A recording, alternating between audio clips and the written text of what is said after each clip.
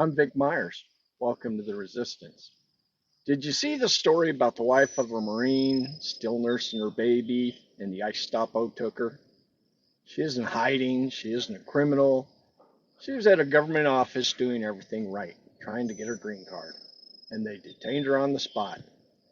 This week, a spokesperson for the Department of Homeland Security, Tricia McLaughlin, defended the move. She said, and I quote, "She is in the country illegally.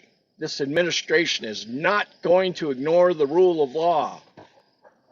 Really? They're invoking the rule of law to justify arresting the wife of a Marine who is still breastfeeding her baby?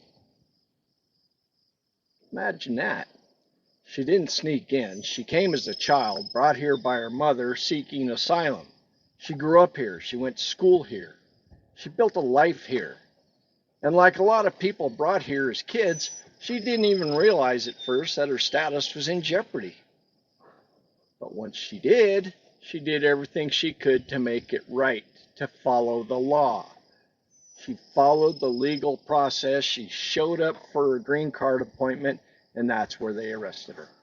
So yes, rule of law, that same law this woman was actively trying to comply with. The administration is not going to ignore the rule of law. And while she was doing everything right she could do to comply with the law, Trump, the 34-time convicted felon, and his administration have made a habit of not complying with the law. They ignore court orders, they defy subpoenas, they attack judges, they declare war on Iran without Congress. The administration is not going to ignore the rule of law. They treat the law like it only matters when it's someone else's problems. And here's what else they're not telling you. In Los Angeles, nearly 70% of the people rounded up by ICE have no criminal convictions. None. They weren't the bad ones. They weren't violent. They weren't threats. They were just easy targets.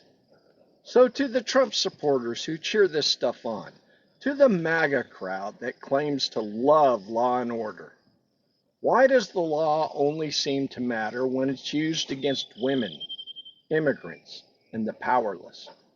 Why doesn't it matter when your guy refuses to comply with it? The administration is not going to ignore the rule of law. Rule of law. Give me a freaking break.